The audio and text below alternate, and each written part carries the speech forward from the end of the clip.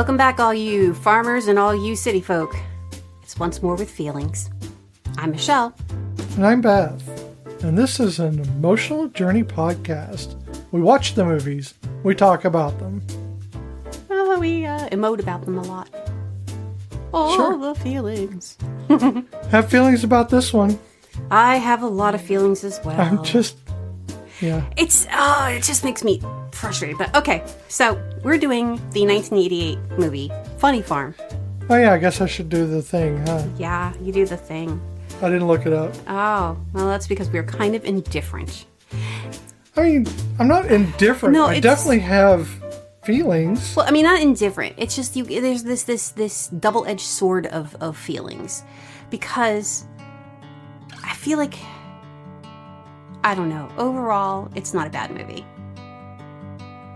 But it has an actor in it that we all just want to smack around a little. It came out in 1988. Former sports writer Andy Farmer and his secretly aspiring author wife Elizabeth, That's a lot. moved to a small farm in Vermont so Andy can focus on writing a novel. They quickly realize that the locals are not as welcoming as they'd like, and that the farm is more distracting than inspiring. Having trouble with his manuscript and with his marriage on the rocks, Andy is forced to take hilarious, drastic measures in an attempt to get his life back on track. I don't think that's very accurate. Because first... This isn't... it's accurate in the sense that they wrote something about the film that they think is right. Yeah, it's like somebody who might have thought they knew what the movie was about. Or they watched it years and years and years ago. Well, let's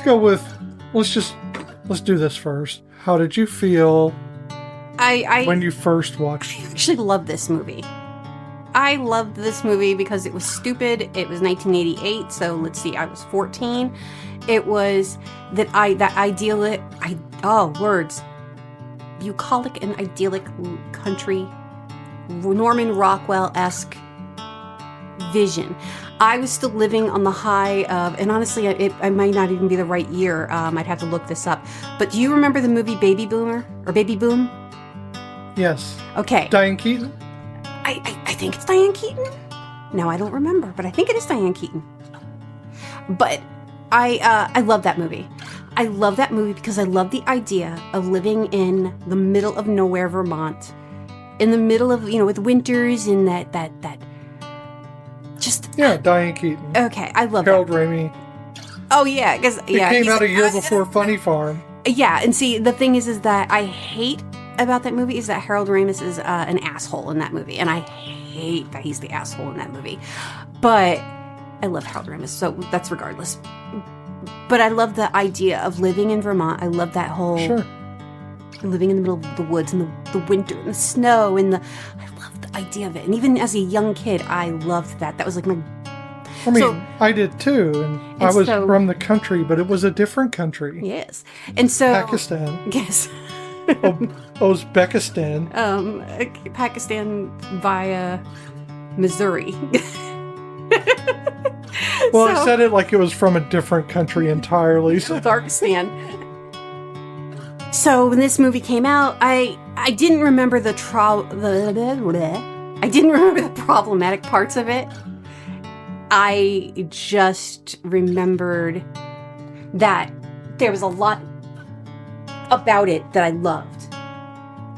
So with all of that, seeing Funny Farm, it has a lot of that same flavor. So regardless of the problematic issues with it, which there are lots, and even like the way the town treats them and their behaviors and just the Chevy Chase of it all, even then I didn't know. I loved it. I did love this movie. So for me, it made me feel like something I wanted. Okay, fair enough. When I saw this, I was senior in high school. No, I think it came out after I graduated, actually. I'm not really sure if it came out in the summer or not. I don't remember what it said. It was, I think I didn't see it until after I graduated. where you still had the hope that you would have the idyllic life, where you'd have the house and the land and the dog and it was all of that's that. a beautiful house and beautiful piece of property. Well, for me, not so much. For me, it was a lot of replay of what already existed in my town and we didn't have. True. But the idyllic kind of sense of the small town was something I already knew about, and I didn't crave it. What I thought was funny was the city person coming to the country and getting their ass kicked. True. And that was a fun part for me. Yeah, and it is funny, too, because he is stupid and he makes a lot of stupid mistakes. Well, here's the thing, though. It's not even about him. What I remember is it being funny about how she suffered. Because he didn't really... Sure, he fucked off. He screwed up. But ultimately, it was her exasperation after every one of these things. Yes. She's the one that had to deal with them. He didn't deal with any of it. See, he just did it, and then he moved on. I remember her being more frustrated. Yeah. I also remember there being a dead horse, but I thought that it wasn't a dead body, it was a dead horse. I think we're conflating. I think I am, because I think we're conflating some movies here. I think I am, because I really thought that was a horse. I remember the truck backing into the pond. And dumping all the furniture? Right, and dumping all the furniture. Yeah, no, I remember it was only the chair. And I'm not saying this is the Mandela effect. Yeah. I am saying we're in a different, maybe universe. And, is that the Mandela? Yeah. Also, I remember the red dog coming back. Didn't the red dog come back? Yeah, I thought it came back several times. Well, yeah, because it only came back that one time, and I thought it came back at the end of the movie. I seem to remember more. Maybe we're not seeing the right edits. Maybe we aren't. Or maybe we're just misremembering. I think I'm misremembering, because I was a kid the last time I saw this. I made much ado about this film and found out there wasn't much ado about it. No, there's not much ado about it. It does have a lot of emotional components. Yes. I don't want anyone to think that there's not emotional components. The problem is, they're emotional to me. Oh, no. But I think before we even go any further, we need to address that our Lord and Savior Alice Drummond is also in this movie. Oh, we have not had an Alice Drummond in a while. So, in fact, she's the reason why we chose this film. Yeah, well, no, but I forgot she was in it, actually. No, we chose it for that. No, I forgot she was in it. We chose it, but it was already on the list. Yeah. And when we were looking at it, I went, oh my god, I forgot that Alice Drummond was in this movie. Oh, okay. Yeah, no, but I knew that we had chosen it for that reason. I totally forgot. Also, a very baby, I can never say his last name. Is it Fagerback? Sure. Or, I don't want to say it. I think Fagerback. Dauber. It's Patrick Star. Baby. I know him more from Coach than I do from Patrick and Star. I know him from SpongeBob. So he is a baby. And he's a cutie. I forgot he was such a good-looking man. No, he's adorable. I mean, even when he was in... he was in The Stand, wasn't he? Yeah, when he was in The Stand. Yeah. Oh, shit. He was even cute then, too. He's just, he's a kind of adorable He has guy. the George aspect when he's the dad in How I Met Your Mother. Oh, yeah, I forgot he was the dad in that. I love him. He was adorable in that, too, until he passed away on the show. On the show. He's still kicking it, guys. Yeah, not in real life. He's not... No. He's not... The actor is fine. Yes. Maybe. I just found out that... Only maybe. So you know how I've been really into watching those free Chinese and Korean movies on my phone? Because they're just like little soap opera mini. Yes, and they're all subtitles, but I'm really like invested in them. One of the actors that I've actually he died today. He fell off a building, though they think he might have been pushed. I think that happened quite a while back, like several months. Just found out. They were just making a thing about it. I could be wrong, but I could have sworn. Okay, this is like the third person to do that then. From Beijing. He was in Beijing. Yeah. They said that he fell, that somebody was walking their dog and they found his body on the sidewalk. And then another person said that they saw a hole, the window was broken. Yeah, they think someone might have pushed him, but there's...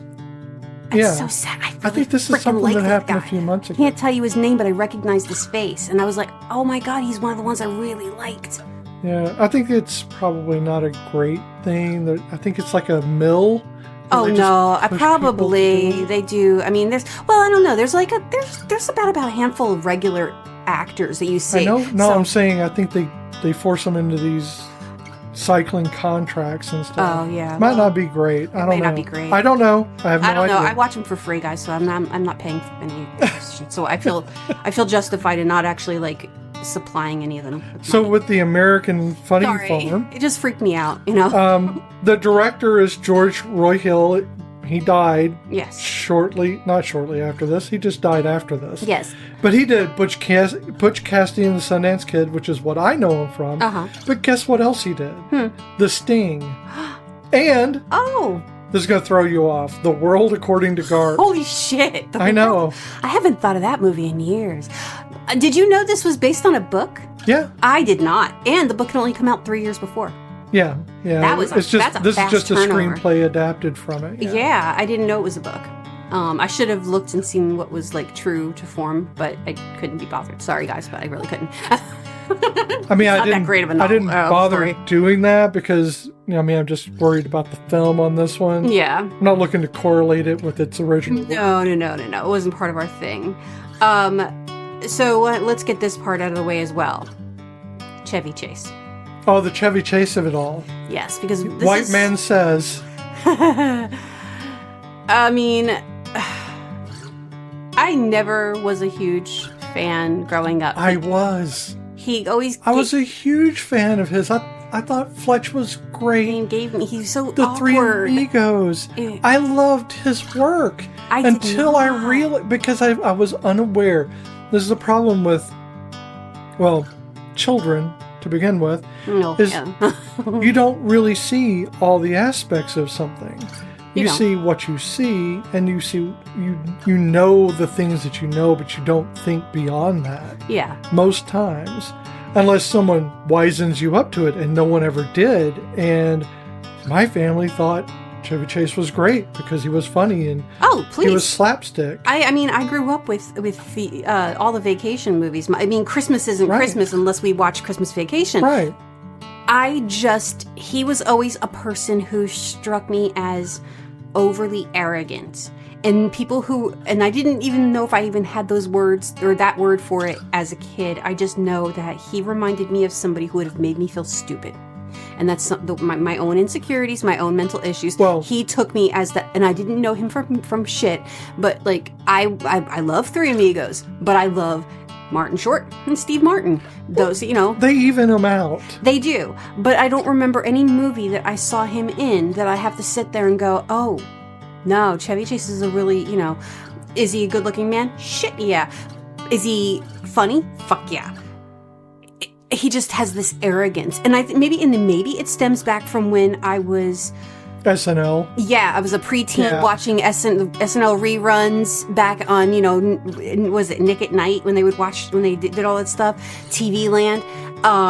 And I think maybe it goes back to that. Here's where it clicked for me, where it finally clicked how petty and arrogant he was, is when his talk show failed. I didn't even remember him having one. Yeah, so when his talk show failed, he kind of blew a gasket.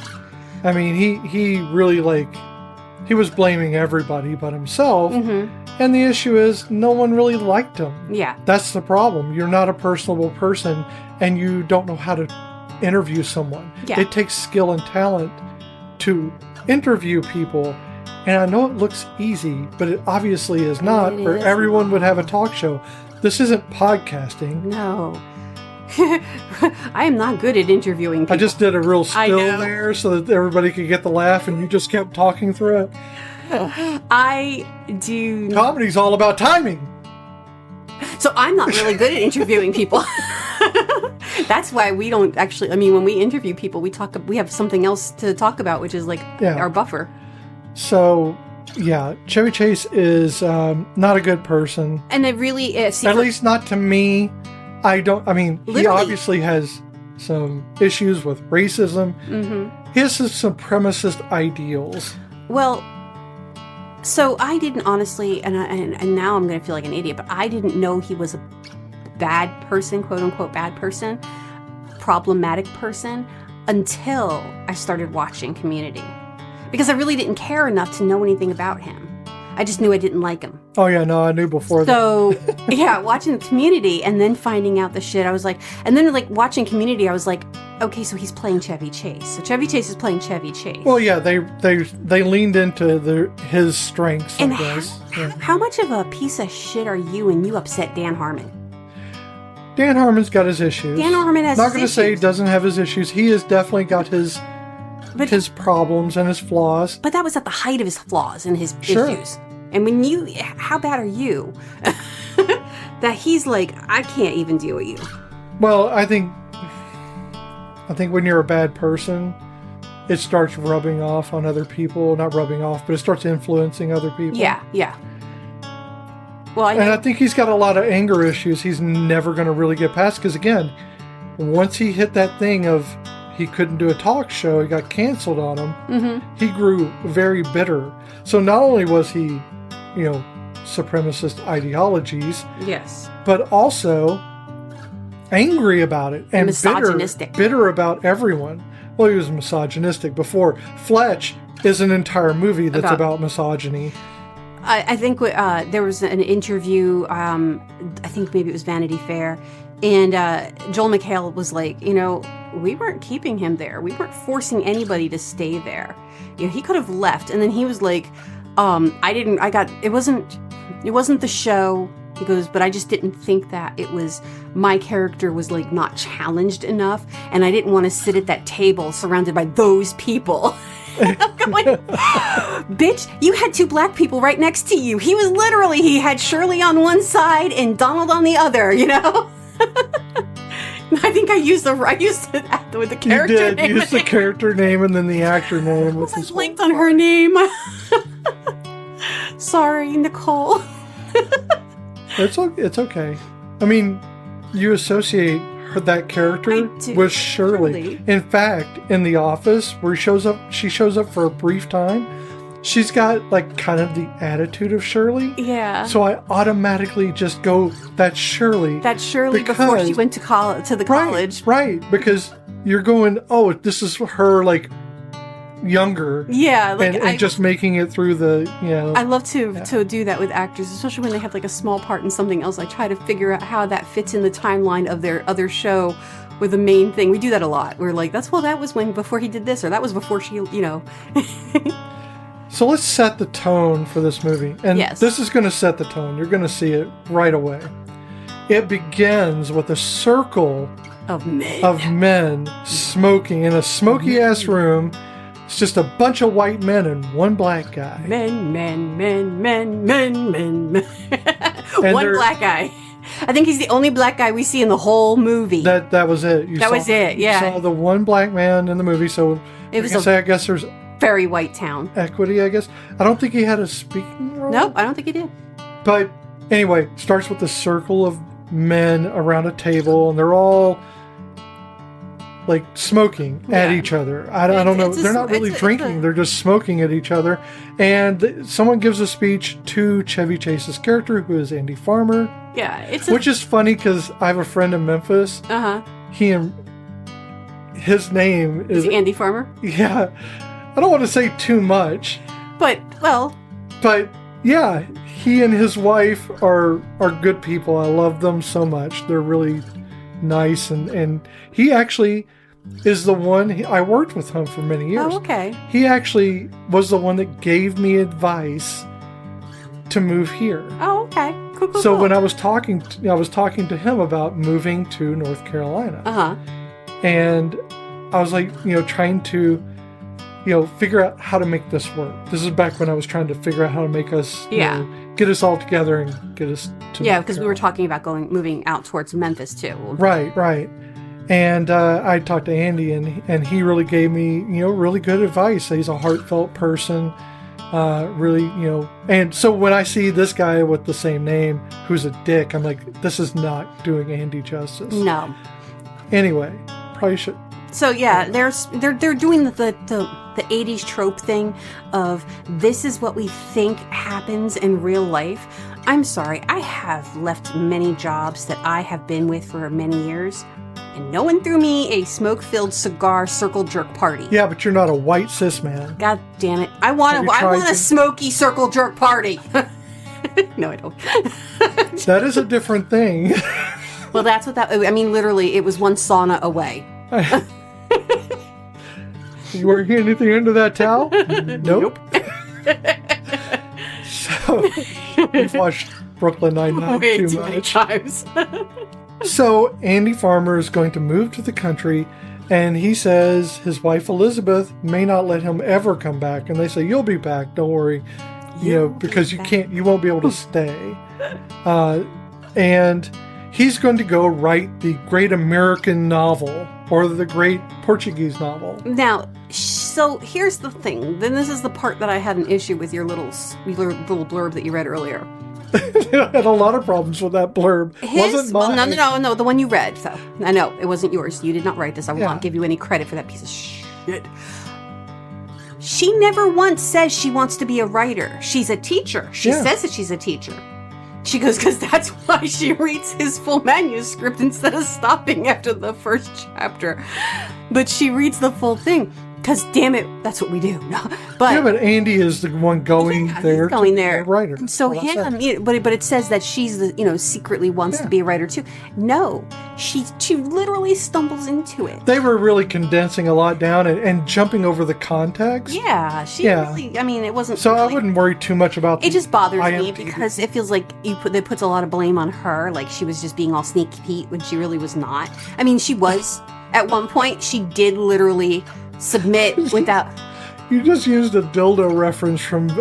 Pete is not a dildo reference. It's one dildo reference in one TV show. It is not a dildo reference everywhere. It's Bob's Burgers, by the way. Okay, yes. In case you want to see the episode. Yes, but it's not. And I thought that was a stinky Pete. I thought it was a sneaky Pete. Now I question everything.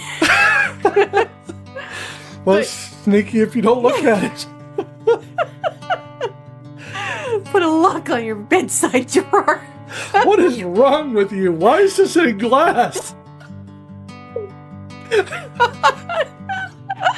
Okay. Why does your bedroom look like Aliens Attacks? There's tentacles everywhere. Oh my god. That's too much. It really is. I'm going to step It's like back. hentai porn. It's anti-ASMR right now. Don't listen to us. You should go listen to another podcast. Sorry. So it's the only way you can get through a Chevy Chase movie is by totally going in the wrong direction. Filling it with dildos. How anybody gets smack him in the face a few times. That's how anybody gets through a Chevy Chase film. That's how I got through Three Amigos.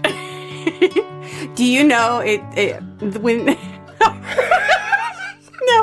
I saw Three Amigos as a kid, and I did not know any words in Spanish. Now, keep in mind, I still don't know many, but I know some. It's not where I was going.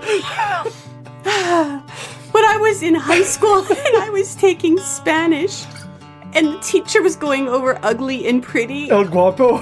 And I literally went, "Oh my God, I get it." And she looked at me and she's like, "En español, igualita." En español. That's funny. And I said, "No." I also say that a lot. I'll be like, I'll say it to you in Spanish and English. No. See? Oh my God. So I don't even know where I was at this point. I'm lost. Okay, yeah. So in Chevy Chase of it all. Yeah. We haven't even gotten to Madeline Smith. Well, that's where I was kind of leaning into. Go for it. She is, I didn't like Elizabeth in the beginning. I really, and like when I first saw the movies, I was like, I think she just complains too much. I mean, it's not that bad.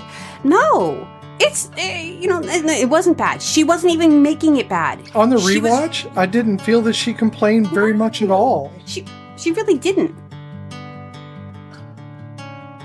But I thought she did. Like, I thought my memories of it was that she was just miserable. Shrill, right? Yeah. Yeah. Yeah, in the beginning, yes, she's getting attacked by bugs, and she smacks him in the forehead when she's like, "This mosquito, look, the fact that she had to justify it. Here's my thing. I think a lot of what she does at the start, hiding the apple, hitting him in the head, these are things that she's been dealing with this man's misogynistic bullshit. Yep. His lackadaisical fucking approach to life. Yep. She's been dealing with this the whole time she's been married. Yep. So of course she's starting to get over it, and she gets her microaggressions in when she can because she has little other avenues. I love the apple thing. That is like one of my favorite It's jokes. hilarious, the crunch. Yeah, because they're hungry. They're waiting for the delivery truck to get there with their furniture. There's no food in the They're house. a day late. And she's sitting on the porch and she's eating a banana, and he's like, is there anything else? And she's like, no. And he's like, I thought there was an apple. And she's like, nope, just the banana. And she's finishing up the banana. And then later on that night, when their furniture still hasn't gotten there and they're falling asleep on the floor, she's rocking him to sleep in her lap, and she's doing the lullaby thing. And as he's starting to doze off, you hear, because the camera doesn't show her face, it just shows his head on her lap and her singing the lullaby song to him. And then all of a sudden you hear crunch. Yeah. And I love that. That was like totally one of my favorites in the movie. I think that really does identify one of the core aspects of this film. Mm-hmm. Weirdly, the apple, is that she has to keep working around him. Yeah, and like he brings it up later on. So obviously she knows. He keeps score. Yeah. She doesn't, but he keeps score on everything. God. And the apple is such an incidental thing, but it's something he harkens back to across the film. I mean, honest to God, that's my ex. He would do shit like that all the time. But that's exactly the point. That is your ex-husband. Yeah. That's your ex-husband doing that. That's her ex-husband doing that. Yeah. He's making himself into an ex-husband. Yes. And I get being, when she comes to him with, she's excited, and she knows that she's probably going to hurt his feelings because he's been working really hard on his book, and she knows. No, he has not been working really hard on his book. Well, that's true. He's not been working very hard on his book, but what he has written so far is ass. And she said that it was ass. It literally had it's flash forwards and flashbacks, and I think there was a flash sideways. So the fact that, she published a book, so she goes to our Lord and Savior mascot, Alice Drummond, Ivy's antique store, and everything is owned by somebody she knew that died. And this is in the small town that's near the house that they bought. Yes. Redbud. And so she sees a stuffed squirrel, like a taxidermied squirrel. Cute squirrel, too. Yeah. It's kind of very adorable. well done taxidermied squirrel. Because honestly, if you're going to have a taxidermied squirrel, you don't want one that looks like a It doesn't really look realistic. It looks more cartoonish, which I think is a good thing. Yeah, I think so. But it's a cute... It doesn't give you that squirrel. uncanny valley, but it also doesn't give you that, Yeah, right. Like, this is a dead thing. Yeah. It's kind of a thing you can go like, oh, I like it. It's like, oh God, what was the name of the dog in Scrubs? Rowdy? Rowdy. See, Rowdy gave me that same thing. Rowdy, I had to think them saying Rowdy. Me too. I couldn't get it out. In their voices. So, like, Rowdy never creeped me out because Rowdy never looked like a taxidermy. Rowdy, no. Yeah. Fucking love Rowdy. He's the best dog. Except for Yellow Dog. Yellow Dog is also amazing. So Yellow Dog's a pretty good dog. I keep jumping around. But she gets the squirrel. She's inspired by the squirrel. She's inspired by the town. And she writes a children's book. Well, she's inspired by her bungling husband. Yeah, that too.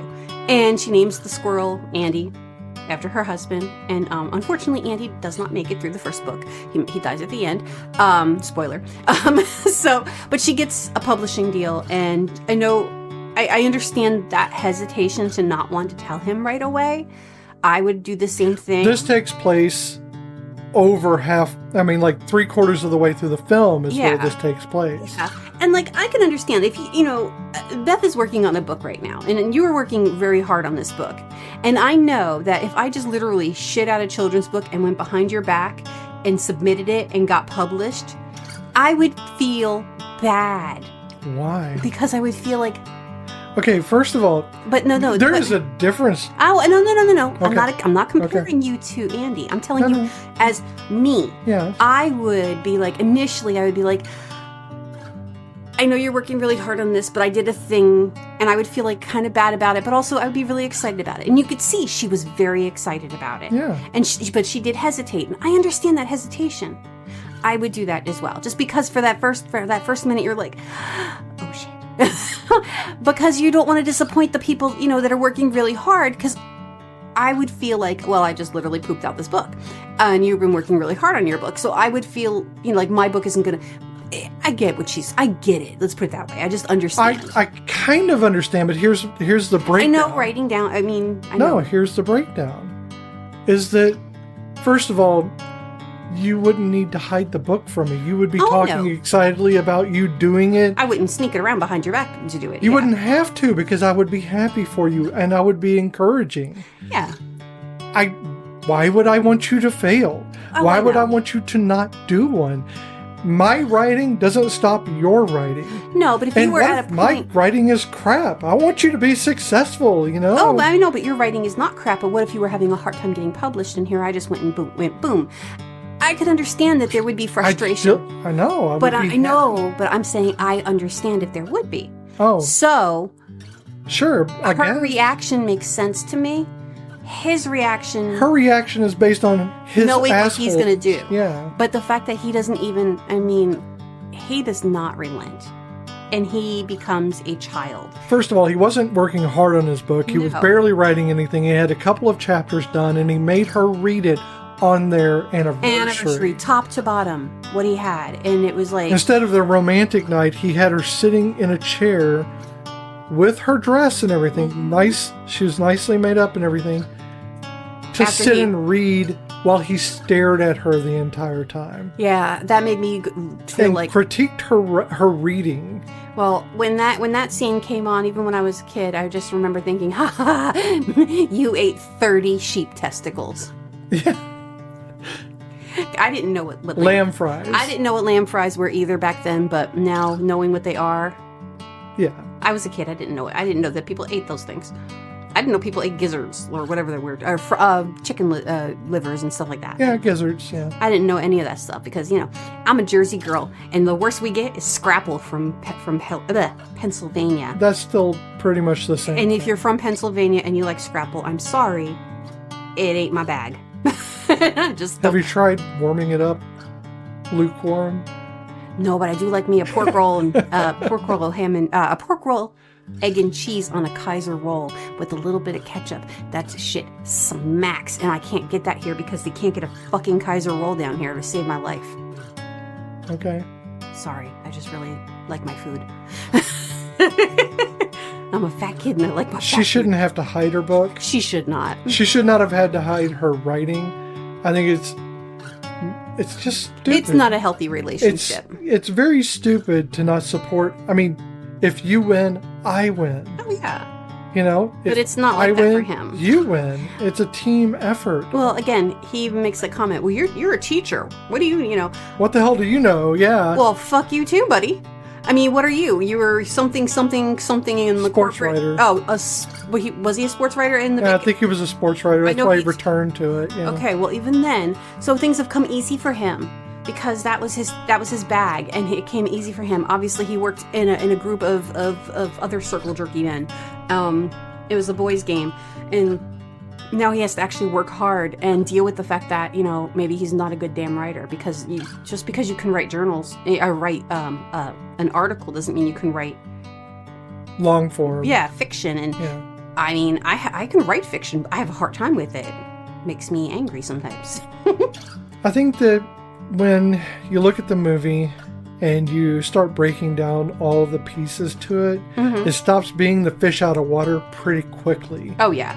Because while what they say are the funny parts, which I had a hard time finding funny in this. There's moments. There are slapstick. Yes. And that is the quote-unquote funny. Yeah. The rest of it is just either that kind of like cringe that people count as comedy a lot of times, but it's not a lot of it. Yeah. There's not a lot of anything other than the slapstick. Yeah, so let's go through the list. Him falling off the boat. That was unnecessary. The very first one is him dumping her over the double door. Oh, yeah, walking into the double doors, because you were there when you bought the house. You didn't know it was a double door? Yeah, he dumps her, and then the next time he runs into it and gets a freaking, right. Yeah, smacks his balls into the The doorknob. Hang low. I don't know how you run into the doorknob. He really had to work it. I mean, I know he's a tall man, but Jesus Christ. It's kind of going off to the edge. I do think the whole thing with the payphone is funny. It's not a payphone. Right. But that is funny. I know what 2 dimes hitting jelly jar sounds like. It's funny, a little bit frustrating. But it is. Yeah, and then with, let me see. Oh, the y'all, I can't fish. I can't fish not because I can't fish. I can't fish because I hate hooks. And I have a few big fears in my life, but hooks are definitely high on that level. And you wouldn't think that hooks would be a problem for most people, but hooks scare the fuck out of me. I have seen some horrible, horrible hook injuries. Hook-related injuries. I watched Peter Pan. It was horrifying. I mean, I got my low-level fear of fire. I mean, it's not a big fear of fire, otherwise I wouldn't be able to have fire. Sorry, crocodile. I wouldn't be able to have candles or anything in the house if it was a big level fire, but it's a low-level fire. I am afraid of the dark. I'm not going to lie. I am not embarrassed by the fact that I'm afraid of the dark. I don't know what the fuck's in the dark, so why the fuck should I not be afraid of it? That's where things live that kills me. I am afraid of open windows at night. Thank you, Ash and Elena. Isn't that just part of the dark? No. I wish it was. But again, to quote Elena from Morbid Podcast... not a sponsor. Not a sponsor. Oh, wish. Oh, crap. Now I can't remember what she said. Something about windows. Yes, I know. Fresh air is for dead people. Yeah. Fresh air is for dead people. And which I think is nice. It's kind of nice. It really is. Fresh air for the dead people. How many serial killers crept in through open windows? 2. Lots. More than 2? Lots. And is that a statistical thing, or are we saying that? No. A lot of the times, a lot of the stories. Because again, I listen to a lot of Morbid. I actually have listened to every Morbid episode that they have out at this moment, and there's a lot of them that come in through open windows. Have we thought about the fact that an open window actually creates serial killers? Oh my god! Well, see, fresh air is for dead people. Fresh air is for dead people. So, that's why people that live in high rises are fine. Oh yeah. Well. Except for those guys who can climb walls, the Spider-Men, they can get you. But the windows don't open. That's true. So, my other fear is hooks. First thing, anything that you have to push all the way through you and possibly create a secondary wound to remove it from your body. No. Okay. And I mean, I knew this already. Yeah, I know, but there's just so much about hooks that are just not, no. And then, like, when I was working at that one school, they were like, oh yeah, we take the kids fishing at the end of the school year. I am sorry. Your greatest fear? I can't take these kids to the bathroom without them having meltdowns. I had 6 of them severely and profoundly intellectually disabled who couldn't go to the cafeteria without having, like, some issue. And I'm gonna take them fishing with real hooks? You're fucking me, right? You are fucking me. And not in a nice way. No. So needless to say, I don't work there anymore, but even then, meh. So yeah, hooks are a problem. So that whole scene when the guy hooks the other guy, while I am glad it is not Chevy Chase who hooks the guy, it is Chevy Chase who makes the scene awkward. Oh, he beats the crap out of everyone on the boat. Yeah, cause on accident. Because he's like, we gotta knock him out, and he's just beating them up. I mean, it was a funny scene. You're not knocking me out, you're beating the crap out of me. And it was funny. It was awkward, but it was funny, and it was horrifying at the same time. So, yeah, let's talk about Redbud a little bit. It is a small town, and I know what my thing is that the premise is that the people in Redbud are not normal, but if you look at it, they are perfectly normal. There's nothing abnormal about this small town. No. So later, when Andy and Elizabeth are going to get a divorce, spoilers. Yeah. They want to sell the house. They tell the townspeople, "We want you to act normal in this."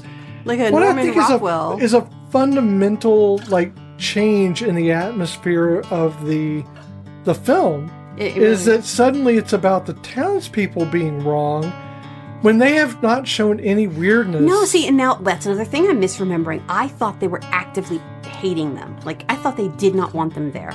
Like, No. I remember as a kid, the way I remember the movie was the town, like, every time something would go wrong. I mean, the mailman hates everybody, but he seems to hate him a lot. That's a given. But I thought, like, other than the sheriff and Ivy, I really remembered the rest of the town just being just the mean. one dude that he beat the crap out of. and they kept pulling him off of him. Yeah. So they didn't hate him. No one hated them. They just didn't really make themselves a part of the community. And we just finished watching the show Resident Alien, and those people, that town was no different than the town in Resident Alien. I mean, other than the aliens. Aliens, yeah. Yeah, I mean, like personality-wise, the whole town. It's a little town.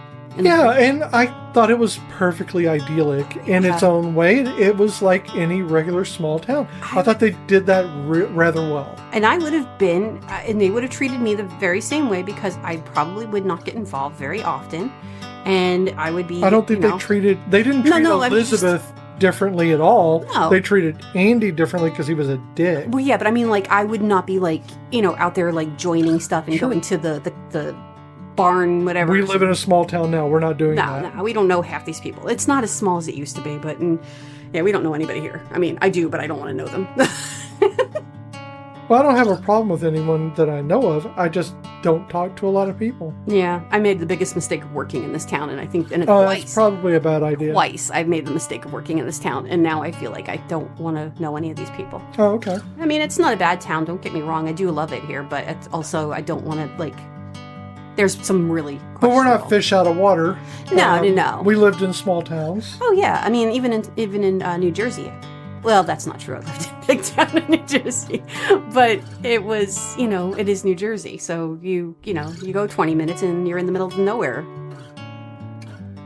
Because, Cranberry's a cute little town in New Jersey. Gardens. Too many gardens. Garden State for a reason. But yeah, Cranberry was like my favorite place to go to. I used to go to the pumpkin patches there. Oh, did they have cranberries there? Yes, they were cranberry bogs. But cranberry is... Did you happen to work in a cranberry bog? I did when I was a teenager. Holy crap. I didn't know that. Yes, you did. I We told you should this. talk about it extensively. Shut up, man. Yes, I worked for Ocean Spray when I was a teenager because they were stupid enough to hire us idiots to shake berries. But... That was weird. You gotta shake them from the bushes because they float. Okay, so Cranberry reminds me of that town. Okay. I remember going to Cranberry years later, and I remember actually literally... It looked like the atypical small town. Like perch and everything, and the little buildings. So why the sudden shift in the movie? I don't know. See, that's because here's the thing is, I think what they did was they were directing away from the fact that Andy was never going to fucking apologize for plagiarizing Elizabeth's work. He was never going to. He stole her work. That is my biggest... Yes. He is a dick. He has a lot of things, but he's also a plagiarist. He stole her work, gave it to his publisher, so he could keep his money. Oh yeah, so she's out of the house, and the publisher stops being a comedy right the fuck there. So his publisher shows up and wants to know why he's missed his deadlines, and because this is back before the internet and cell phones, and apparently getting service into his payphone was probably a problem. And so the publisher actually drove out to his house, and when he's like, "Oh, I really have he's like, "Okay, well, then you need to give us back the money. That's fine. We'll cancel it because he helps him try to roll a boulder onto the mail truck, but all it does is hit his own car. And of course, he's justifiably pissed. It's a brand new car. So he's like, "Oh, no, I have work. I have done something." And he goes upstairs, and he's going to hand him his shitty burnt chapters because he did throw it in the fire and then realized he threw it in the fire and pulled it out. But then he sees hers sitting right there. Conveniently. And he grabs it, and he brings that down, and he gives that to the editor. Keep in mind, this is after she already had it published. Yes.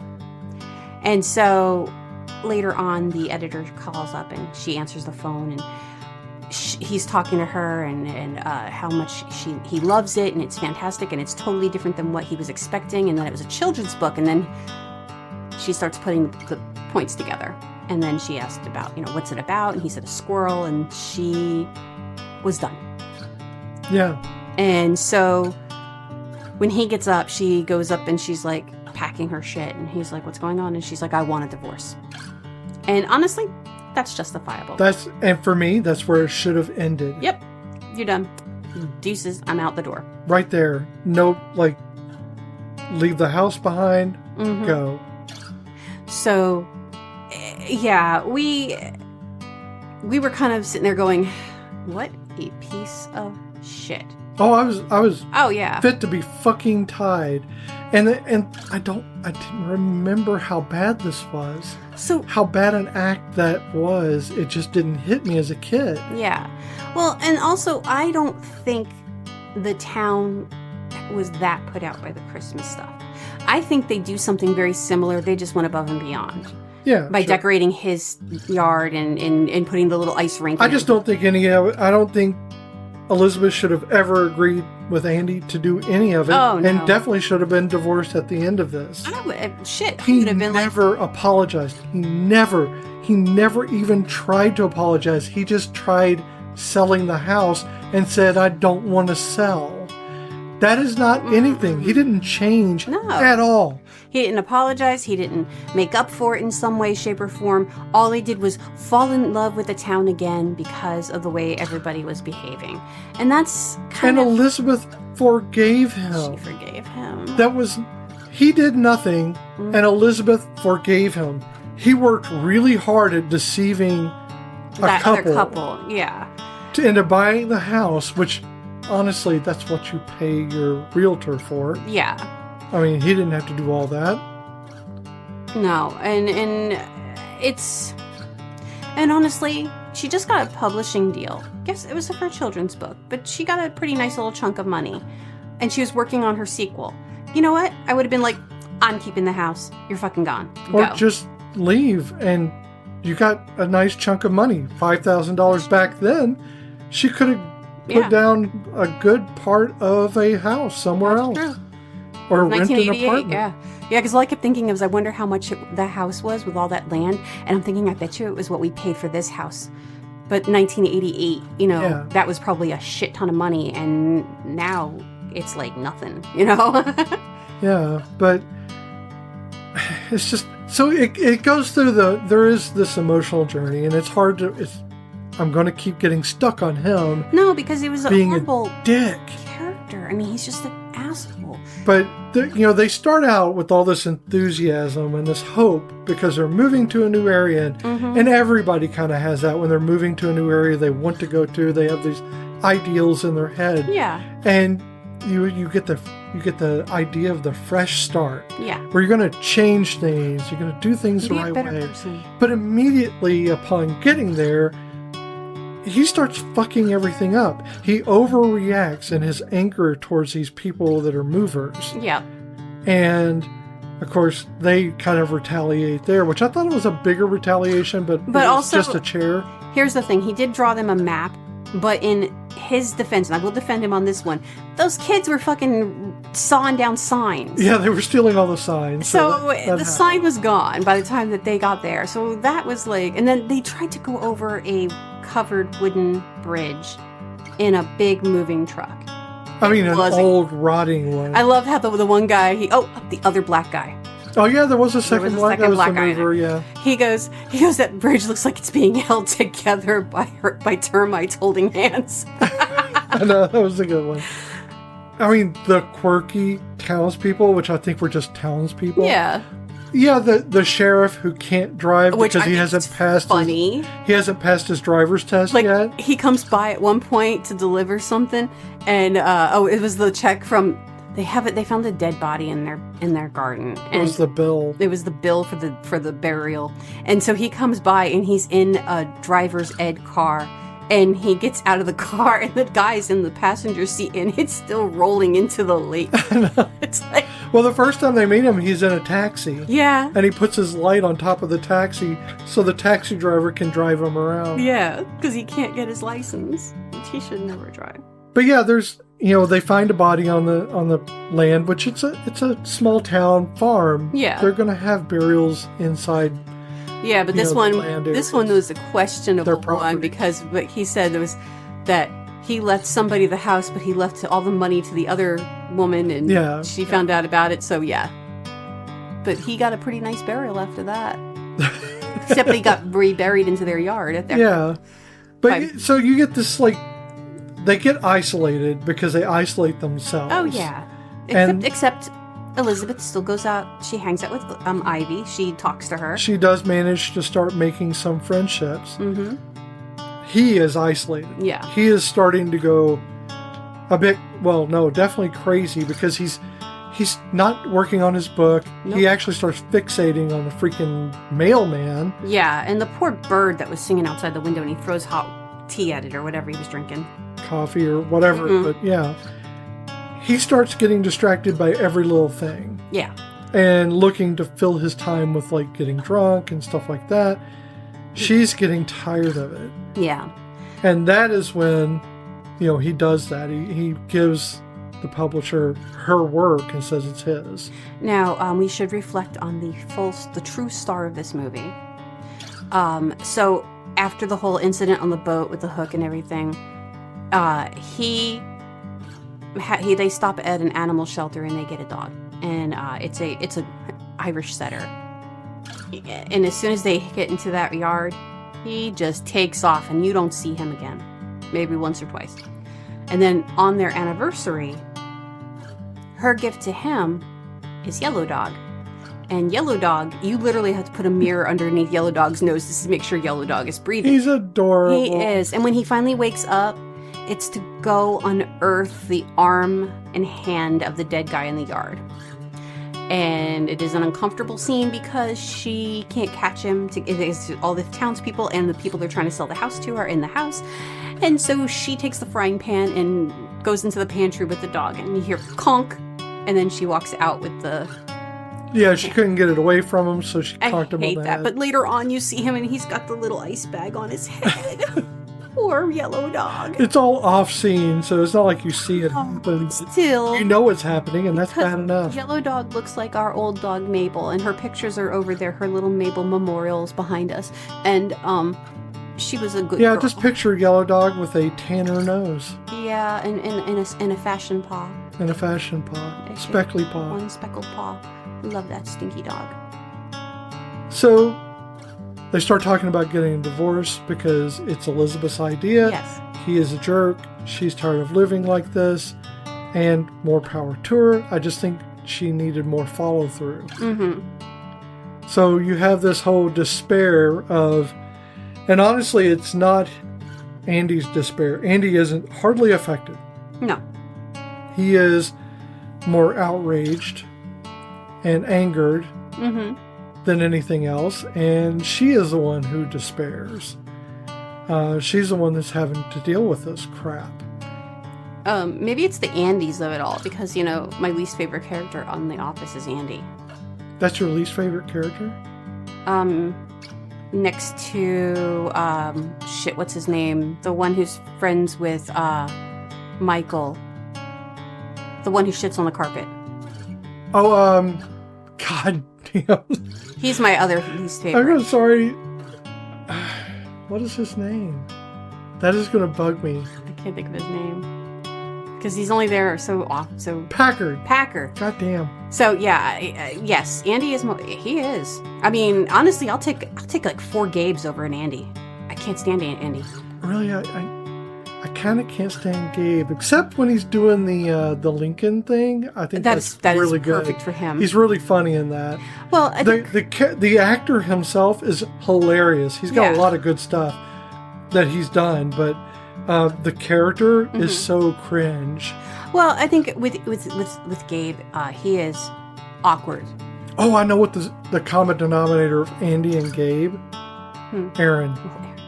Well, either way, though that relationship neither of those relationships should have happened. But Andy has always... Some of those were made in hell. But Andy has always irked me from the get-go, even when he was with Angela, before he was with Angela. When they kicked him off because of his anger issues, I was like, oh, yeah. And no, he came back, that bitch. I hated him in... I really liked him at the end. No. The last episode, I really liked him there. I liked his song. I liked that he kind of got over all that shit.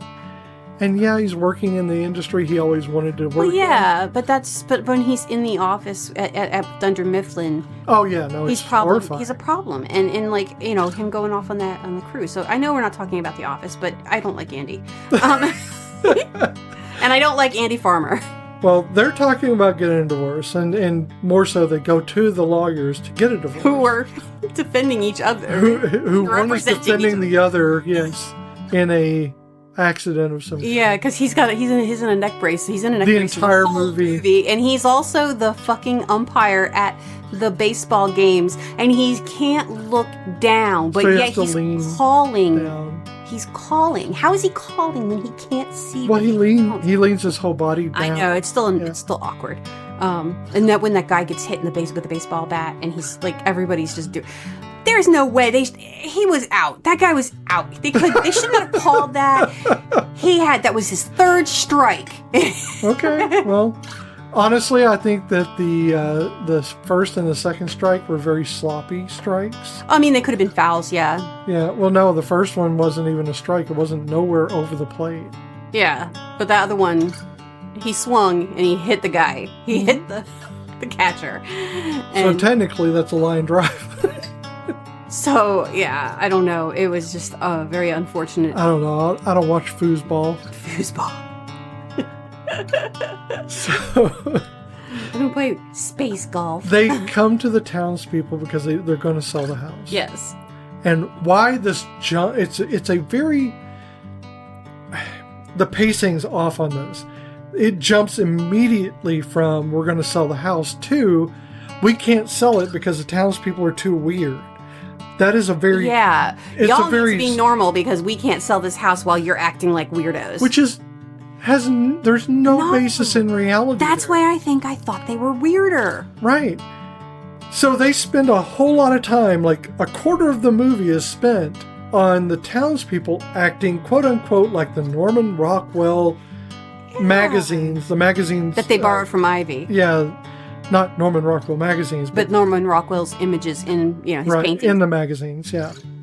But yeah, and that's the thing, is it is idyllic to want that Norman Rockwell of it all, but even Norman Rockwell knew that wasn't realistic.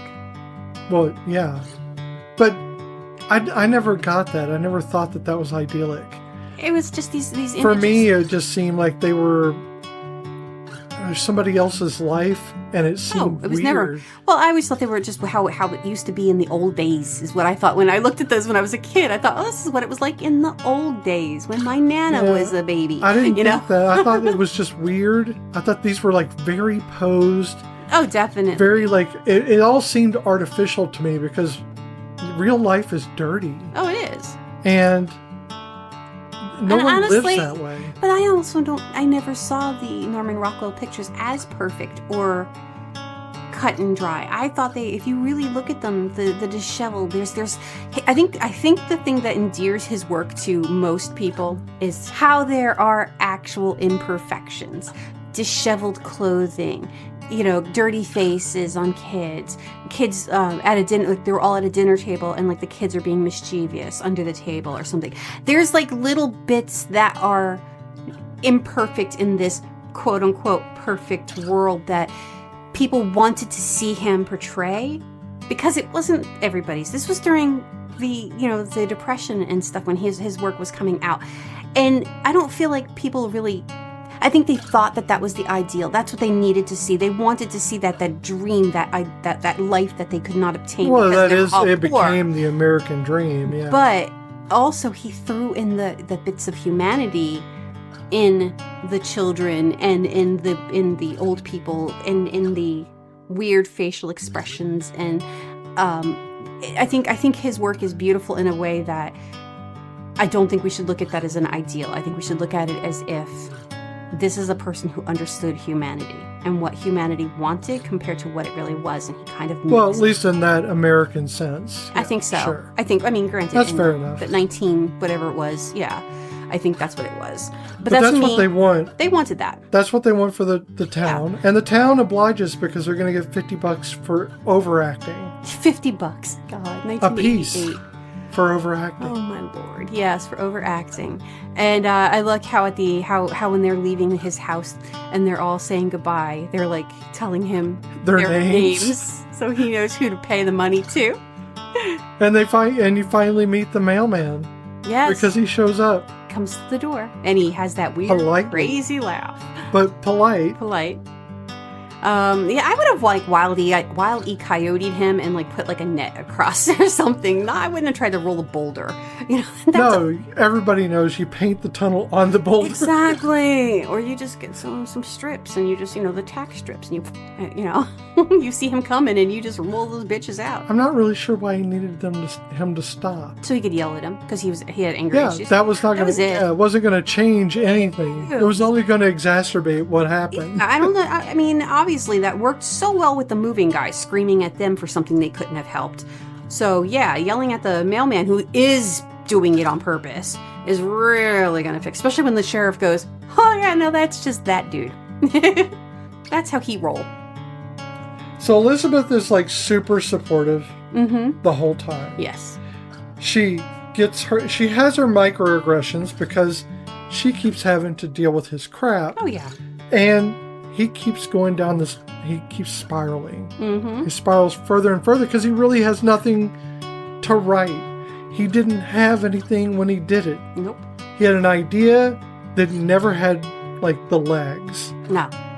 And he was so full of himself when he left that he never thought he would actually have to finish it, I guess, because he didn't seem to be bothered by not finishing it or even know he had a deadline to make. Yeah, and that's the thing is I think things have always come pretty easy for him. So when this was not easy, he couldn't figure out how to fix it. Yeah, he just spiraled. Yeah. And so he started drinking. He started getting into these hijinks and focusing on everything but what he's doing, his work, or on his relationship. And then Elizabeth feels that because that's why she starts spending time with Alice. Oh, yeah. Not Alice. Alice the Ivy. Yeah, Alice Drummond, yeah. the actor, not Ivy the character. Yes. So. But, the whole thing is when she gets betrayed, she's done with it. And through no action of Andy's or hers, she forgives him. Yeah. And that, so again, I really maybe I should have at least looked at a summary of the book. Maybe in the book he does do something to earn her forgiveness, but we don't see that in the movie. Yeah, I don't see it.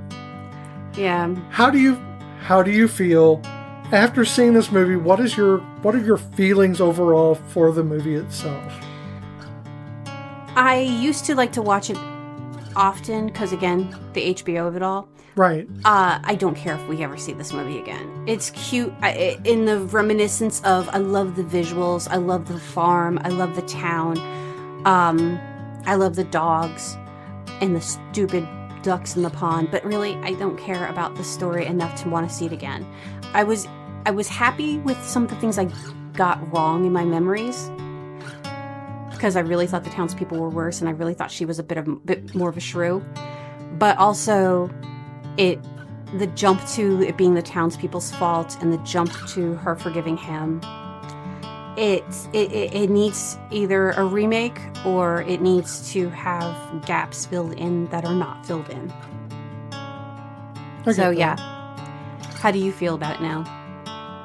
So I kind of feel the same way. I mean, it's going to be a movie I do not see again. Yeah. I will be dead before, maybe it's been It's been 40 years since I've seen it. It'll be another 40 years, and I'm not going to live that long. So... God, you just aged yourself. Yeah, sure. I won't see this movie again. I just won't. And it's not because it's a horrible movie. It's because... why would I? It doesn't have anything redeeming in it that I would want to see again. Well, I'm afraid to see Baby Boom because I really love that movie. I don't know. I'm not going to prejudge that. But with this one, it is so much a lamer version of the War of the Roses. Uh-huh. Then why the hell would I watch this when I can watch War of the Roses? War of the Roses? Yeah, where at least there's or that new one with Benedict Cumberbatch. Sure, yeah, I could watch that version as well. I know. But, which I think has a lot more comedy involved in it. I mean, yeah, because War of the Roses was pretty fucking vicious. Fucking brutal. You know what my favorite part of that is? In that movie is when she squeezes them with her thighs. Yeah, that's fucked up, man. It's one of my favorite scenes. Oh my god, it is so... I always want to have thighs that strong. She had thews, mighty thews. She got mighty thews. So, I didn't feel great about this film. I won't see it again. You should watch it that you can have that context of what we're talking about. You should watch it for the town of Rosebud. Yes, and I would say for the 1988 part of it. Yeah, it is Rosebud. No, it's Redbud. Sorry. Redbud. See, Redbud. I knew I said it wrong. You should watch it for the town of Redbud. Mm-hmm. You should watch it for the people in the background. Yes. The ancillary characters. Great actors. Are great. They do a good job. They are funny in a very subtle way that draw you into this little. You feel like you're in a small town. They know each other. They make references and inside jokes, and you know that these people have been together forever. Right. Ivy is sweet and isolated. A little weird, but she's okay. But she's isolated from the rest of the town for the most part because she doesn't necessarily get involved. You don't see her with everybody. But she is the support for Elizabeth. I wish Elizabeth was a stronger person. I'm not talking about me, but I am talking about me. But I wish Elizabeth was a stronger person because I think she had the legs to be a very strong character. Yes. If this was not a Chevy Chase film, it should have been Madeline Smith Osborne. Yeah. This should have been a Madeline Smith film. Yes. Because Elizabeth Farmer, I think, was a far better character to center on. And honestly, here's the thing. Finding her legs, finding her passion, her writing, I think that was the more compelling story. Oh, yeah, definitely. Than the fish out of water thing. And this is going to show you the age of things. She only did about 7 or 8 more things and then retired from acting after this. Yeah. She really didn't keep going after this too far. But, I mean, Madeline Smith Osborne, who at that time was going by Madeline Smith, she was in Rhinestone Cowboy. And that's, yeah. She has had a very luxuriously deep career. So when you get to this movie, you're like, okay, I know who she is. But anybody, the pretty much millennials and under aren't going to know who she is. So they're really not going to know to appreciate the actress that she is. Right. And this character doesn't do her justice, even though she does the character justice. The character doesn't do her justice because the character could have been stronger. Elizabeth could have been stronger. Yeah, I think you're right. And again, I think it was the difference between who the main character was. Mm-hmm. They wrote it for Andy Farmer when they should have been writing it for Elizabeth. Yep. So instead of the great American novel, they should have been writing the children's book. Yes, basically, yes. Yeah. The book, because I didn't say it earlier, was written by J. Cronley. So if you wanted to read the book, J. Cronley. Yeah, I have no idea what that book is because I never read it. Nope, I only found out today that it was a book. I did not know. So let's find out if this movie passes the Castellini test. I think it does, actually. I think it may. I'm very hopeful. Not in a good way, but yes. I think it may. Yep. We'll see. Mm-hmm. There have to be at least 2 named women characters with at least 5 lines of dialogue each. So we have Elizabeth, but we also do have Ivy. And does the waitress have a name? No. Damn it. But Ivy has a name. Yes, Ivy has a name. I would say that she does. I mean, I don't know if it's 5 lines of dialogue. I mean, yeah, because she talks about the cup that her sister died when there was an explosion, and it was the only thing she had left of her. And then later on, she's telling about the husband's chair. Yeah, no one has sat there and since he died. That's the only one I was really worried about. Is there enough there to say 5 lines? Yeah, of dialogue? And even Elizabeth talks with Andy about things that are not their relationship. So it does happen. Sure. But there have to be at least 2, and that's what I was looking for. Yes. Those characters must have a conversation, not necessarily with the other woman, either not about their partner or with their partner, future or current, and not about the relationship. Yes. Yes, it passes on that. We had Elizabeth, many conversations with many people, including her publisher. Yep. Or with the publisher, not Yes. her publisher. The publisher. His publisher. Right, his publisher. And so that passes right there. At least one of the women has to be integral to the plot, meaning that if she were written out of the film, it couldn't reach the same ending. Well, I mean, I think that if Elizabeth was written out of the plot, yes, I don't think it would come to the same ending. True. I have a second one. If our patron saint of the podcast, Alice Drummond, Yes. was not playing Ivy in this film, if Ivy wasn't in the film, Yeah, then she wouldn't have gotten the squirrel. Elizabeth would not have been inspired to Yeah. write this. Yeah. So I think in two ways, a woman is kind of integral to the plot. Mm-hmm. But definitely Elizabeth. I say arguably Ivy as well.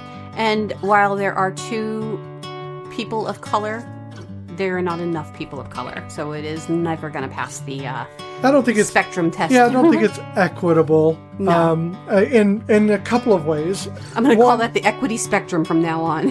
One, race-wise, I would say definitely like it is. I mean, while 2 gentlemen who happen to be black in the film, in different parts of the film, are there. Yes. They are not central to the role. No. But they're there, which is more than some of the films we've seen. Yes, and in the mover gentleman, he is actually he's got a pretty good amount of lines considering. Yeah. But we're talking, I mean, also the equability of like the women in the film. Oh yeah. I mean, Not Chevy enough. Chase just treats Elizabeth like crap, and Yep. she keeps dealing with it. It's this subservience thing that she has to cater to him, even at the end where he should be apologizing, but she accepts his non-apology. Well, also back to the movers, the white guy pisses off the old man inadvertently, and then when they turn around, it is the black guy who talks to him and goes, sir, if you were, he was very polite with him, and in a way that He still got him nowhere. it still got him nowhere because they didn't listen, but it was. Well, he gave him a bunch of like directions you would only know if you lived in the area. Well, 'cause that's true. You had to know where that house used to be. Yeah, I mean, at least I could tell you like names of roads. Yeah. I remember when your parents were coming out here to visit, and you were like, how do they get down here? Because we hadn't lived here very long, and I was like, well, you got to go this one to this one to this one to this one, and you're like, wait a minute, I don't understand. And I'm like, it's easy. They're coming on this highway. They're going to need to get off onto this exit. They need to go onto this part to here. And you were like getting mad at me. No, I was getting mad because I don't know how to explain that, and I drive intuitively. No. And when I told your mom was like, oh no, I get that. Okay, that makes sense. Yeah, I drive intuitively. I don't memorize names of roads. Well, I only memorize them in the sense that, like, so recently when I've been going on, job hunts and stuff, I've been in parts of the towns around us that I'd never been in. And I'm learning these roads. I don't know what half the roads are. The GPS tells me what they are. Yeah, but I don't know the names of the roads in the area. I say that curvy road. Yeah, we do call it a curvy road. I mean, I call it all The only kinds. reason why I call the one road by its actual name is because I slid down it sideways during that ice storm that one time. So it's really made an It's impression. made an impression on me. There's this big steep hill. You want to know the name of it so you can call emergency services? Yeah, you want to know. I mean, shit, that ice storm came on me fast. I did not take the curvy road home. I took the main road, and the main road had a pretty steep hill. Grade to it? Yeah, with a curve in it, and I did not expect that because we had not been here that long. And almost slid down the mountain. Not all the way down. Not all the way down. Just enough to. I was going sideways until I hit a patch that wasn't, and I could. That poor little Hyundai. When you say all the way down the mountain, I picture someone skiing down the mountain with, Like all the way down. And what's funny is like there was like a guy doing the ice, like the sander, the salt going up the other side. Like you It's like asshole. if you just waited 5 minutes, I would have been over there. Bye. I'm not even on the brake or the gas, just going. Oh, that was bad. Which had nothing to do with this film, Nope. except it was winter It was winter. at the end. Yes. So if you want to watch Funny Farm, and we do recommend you do see it so you can make your own opinion, At least once in your life. yeah, you can catch it on Fandango at home, YouTube, Google Play, Amazon Prime, Apple TV, between $3.79 and $3.99. And I think Netflix, but I'm not 100% on that one. Okay, then. Excellent. You should see it, even if you don't intend to ever see it again. Yes. Or maybe wait 40 years in between that and see if you think differently about it. Maybe I'll watch it again when I'm 90. Maybe. I'll be long dead then. I mean, I didn't watch it 40 years ago. 40 years ago, I was 10. So, So this has been Once More with Feelings with Beth and Michelle. You can find us wherever you listen to podcasts. Be sure to follow us on Instagram and Blue Sky at OMWFPod. Visit our page at oncemorewithfeelings.podbean.com or send us an email at omwfpod@gmail.com. Take a moment to subscribe and rate us on iTunes or wherever you listen to us. Do the things. do the things. Click the buttons. So we're not going to give you any clues this week because we're just going to tell you straight out what we're doing next week. We are going to have a guest. We have been talking about it for the last several episodes. Yep. With Pat Green. Mm-hmm. What does Pat Green do, hon? Pat Green, he runs the website Gen X Watch. Which we'll put in the show notes. Yep. He is a managing editor for Not that. No. Not that. For Barnstormer Publishing. Okay. He also has a YA 80s book out right now called Heart of Glass, Living in the Real World. It takes place in a mall. He is awesome. The majority of it. Yes. He is awesome. It was... Oh, he's dynamic. Yeah, it was so much fun talking to him. He's a very sweet guy. He's very energetic. Oh, yeah. The man is a dynamo. He really is, and he really he puts you at ease, and I didn't feel awkward. I'm awkward, and I didn't feel that way. Especially meeting somebody none of our guests have been awkward. No, but I get like that with new people. But Pat is the kind of person that he will treat you like you're like his best friend because I think he generally sees everybody as his best friend. Oh yeah, and like when you guys were emailing each other, that was like I'm reading the emails because we share the account, and I'm going, he's really freaking cool. Holy shit, I like this dude. I know. Yeah, I mean, it was an instant like, this is going to be a He's friend. our people. He is. He was one of our people, and we had a really great talk. Yes, it's going to be Benny and Joon. Yep. It was a movie that we had not seen previously. Weirdly enough, it was just never, knowing the movie exists and actually seeing it at certain points of my life, that happened a lot, unfortunately. Yeah, but I think it was such an interesting talk and a really great movie pick. Just an excellent checked pick off for all us. of my marks of things that are my personal interests and profession, and it just really it was a lot deeper than I expected it to be. I had no clue. So be sure to tune in. Yes. So you tune in on our podcast. It's going to be at 95.3 FM. No, 95. When it was 95.3 WODD. Sorry, my ex had a pirate radio station. It was one of the coolest things. That's what I was trying to remember what the WODD was. WODD with Pirate Pat, Jam and George. Which is funny because it's Pat. Yeah, not the same Pat. So be sure to tune in or listen in on September 29th. Yep. It's on Monday. We drop these on Monday.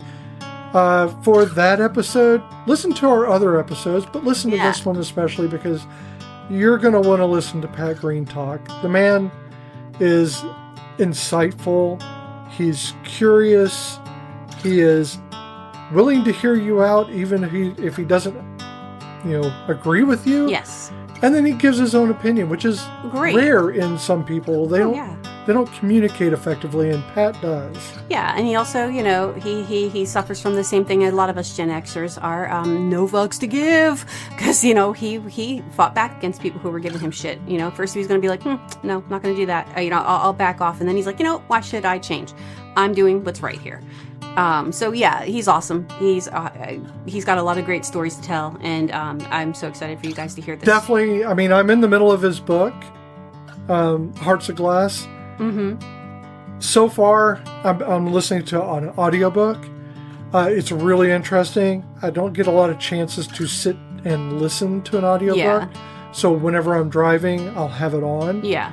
And so I'm really enjoying it right now. It's clearly written for more of a YA perspective, which I don't typically do. Yeah. But it's a great book. So far, I'm really enjoying it. I am invested in the characters now. And anytime you get invested in characters, that's just like, what is it? Game of Thrones. Yes, you did. Yeah. So, it's hard to get invited. I feel like Game of Thrones is one of those ones where you have to marathon it, or you just cannot get into the characters. And then when you do, you're like, psh. But for me, it's hard for me to get into anything. You only liked Arya, but who doesn't? Yeah, but it's hard for me to get into anything that I'm told to get into. Well, yeah. I mean, we've talked about how much I dug in my heels when I was told by so many people, you need to watch Firefly. You need to watch Firefly. And I was like, no, I'm not going to watch Firefly because I have oppositional. And that's why I had to give it the soft touch and like, you can watch it if you want to. I don't care. Yeah. And you know, it's funny because like I've actually started 2 different books in the past week and a half, and I've gotten like a couple chapters in, and I had to stop them because I just couldn't care about the characters enough. Like I really liked the stories, but I didn't give a shit.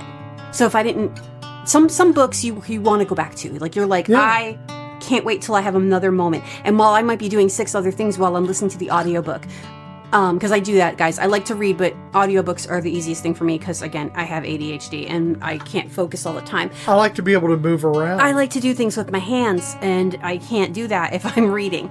And I'm really upset. I do have a couple more in my waiting list of hoping that I care about. Oh, what's that one series? We should just go ahead and shout that out. Blood and Bone? Oh, no. The Children of Orïsha? Yes. So the 3rd book came out. I haven't read it yet. Yeah, I've got to get that one. It's Tomi. Such a great series so far. So it's The Children of Blood and Bone is the first book, and it's like the Children of Orïsha, the Chronicles of Orïsha, something like that. But it's Tomi Adeyemi, and I am so sorry if I messed up your name, but her narrator for her books. Oh my lord. Yeah. I am invested in those characters. Now, I have not read the 3rd book, and yet I can't wait, and I want to reread the other 2, even though they're going to break me, because they broke me the first time I read the first 2. The 2nd one leaves you on such a cliffhanger. Right. That you just want to scream so much. But I fucking love these books. They are amazing. And the beauty of these books is, when you think of high fantasy and you think of magic, you think of white European, tall, blonde elves and shit. And this takes place in Africa. Right. And that in itself changes the beauty, the magic, the way they are and the way they treat each other. And the whole concept is that magic has been banned. But there are still people who have magic because they're born that way. Yeah. And they either have to hide or they get killed. And this one girl, she gets found out, and it's basically her adventure to bringing magic back. Right. And through the magic that is actually tied to her ancestors. Yes, and I love it. Oh my god, when she brings the ghosts and it's been so long since I've read it now. It's a great series so far. That's why I want to get that 3rd book. Yeah, I don't know if it's out yet because I want to get the audiobook only because. And here we go. I'm going to go on another tangent. If the narrator isn't narrating right, I can't listen to it. Oh yeah, no, that's a given. And Pat Green's narrator, fantastic. She does an awesome job. So when I try to listen to the Game of Thrones audiobooks, couldn't do it. I couldn't do it because I forget the name of the gentleman who does it, but he is also one of the characters. He's an actor in the show. Yeah. And honestly, when you do a woman's voice and Cersei sounds like some bint in she's My Fair Lady. She's selling flowers on the side of the road. That's what I'm hearing. Right. And I can't do it. Yeah. Well, it's like James Marsters on the Dresden Files. Yeah. He does characters really well. He does such a great job on that whole series. And I'm just like, sometimes like... he's looking great still. You know? Oh, yeah, absolutely. God, does that man age well. But, so Jim Butcher, sometimes he'll have a foreword or something. And I'm like, get off of there, Jim. I don't want to listen to you. We don't want to hear you. Bring on the James. I want to hear James, not Captain Jim. John Hart. I need my Captain John Hart. If you know, you know. Yeah, well, always, we have our different characters that I know. I mean, no, I am a Spike stan from the get-go, but Captain John Hart is he's my love. That bastard. We have way overtalked I know, but we don't get to do this very often. So yes, just every week. Yeah, I know. But I mean, like, but usually we run really long and we don't have a chance to, or we have a lot to say about the show and the movie. And honestly, look at my notes; they're like barely there. They're like one or two words apiece. I wrote one. It was "Circle of Smoking White Men." That's exactly what I wrote. I have Apple, I have hooks, and then I wrote equity spectrum because I want to use that again. Okay. That's going to be sorry, I threw a pen. Oh no, I don't know why you did that. I meant to just put it on my book and it rolled. Like you were mad at it. So like when we do the Castellini next time, the equity spectrum will be like my part of it because I just want to start doing that with. Was there more than one a person of color? Was there people who were of other nationalities? The Castellini is a basis. So then we can work. We had done that for a minute, sure, and then like we kind of forgot, and that's okay. Not really. I mean, I think sometimes there's a lot of white-centric movies. Well, yeah. I mean, here's the thing: is and we've talked about this as well. Yeah, we have discussed this before, which is. We are two white women who do not have the life experience of black people, either men or women. Or Asian people or Hispanic people. To watch these movies and then give you our emotional insights. I feel disingenuous doing that. When I can find someone who wants to be on our podcast, on our little tiny podcast, and who will be a guest, and to not because they're black or because they're Asian, but because they want to represent their movies, the movies they loved or the movies they had issues with or whatever, then we will have them on. But I cannot put 12 Years a Slave on here and then say, the color these purple. are my feelings. I would love to do the original color purple, but it would break me again because it fucking breaks me every time. But also, I don't have I don't have that history, that ancestry to even begin to discuss. We're not the representatives. I would love and we should not be doing. We should platform someone else's voice, not ours. I would love to do the Joy Luck Club, but also I cannot. Yeah, that's another. And Raise the Red Lantern. Now we do have Raise the Red Lantern on our list, but now I'm questioning. Can we even do that? Because that is more feudal.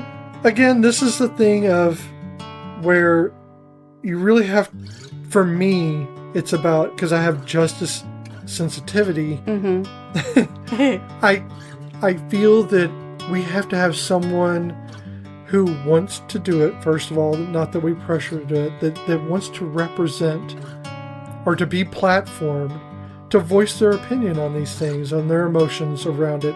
My emotions as a white woman, whether I'm trans or not, does not translate to how black people or Asian people or Indian, anybody, or indigenous, or well, no, I mean Indian, from the Caucasus region. But I was saying, and then or the indigenous or First People, yes, or the Inuit or anything else. We cannot make those emotional journeys. And that's what we're doing, is the emotional journeys of the films.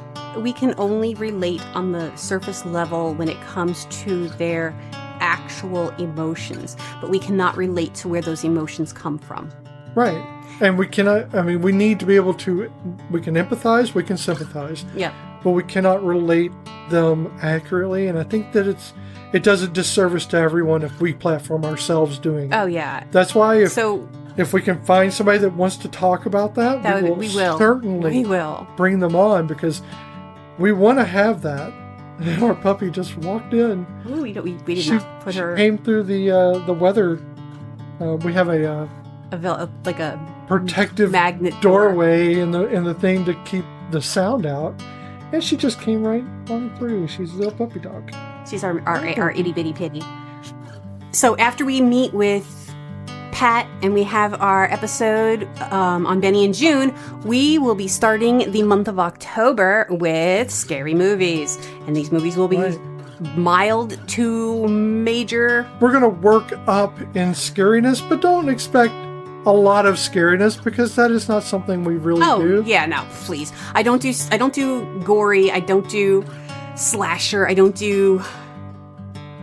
Okay, you just pretty much named off everything we're not going to do. I like ghosty boost, you know. You like scary. I like scary psychological. But not like slasher flick. No, I'd rather read a scary story than watch a scary movie. So we are going to progressively get more scary? Yes. Or Halloweeny? Halloweeny. More costumey Halloweeny as we go? And we are going to have another one of our unedited episodes, I believe. Yeah, on All Hallows Eve. Hopefully. Yes. And we don't know. I mean, we'll record it before that, but that's when it'll post. And we don't know what craft we're doing. Oh, yes, we do. We have a special craft we're doing. Yes, we do. And we need to start preparing for that. And also, then we're going to have... so we're going to actually have 5 movies, I believe. Yeah. So, yeah, be prepared. And this... We'll have to tell them on the next episode. We'll tell them the name of the unedited, because we got burned with this before. We played the sound, and you could hear the sound, and Disney got us. Yes. So now we got cleared of that because it was under fair use, and they couldn't really do anything about it. So it got cleared, but it messed us up on our timeline. So this time we're going to do a watch along. We're going to let you know what movie we're going to watch. And you know it's going to come down on All Hallows Eve. We'll tell you. And we'll give you a 3, 2, 1, and when we start the movie, and you can watch along with us. Right. And that's what we'll do. So it's going to be fun. We're excited. Till then, bye, guys. Bye now. I'm willing to concede that our marriage has been just a series of mutual betrayals. I know it. You know it. Even Yellow Dog knows it. I know it and you know it. Yellow Dog doesn't even know what town he lives in.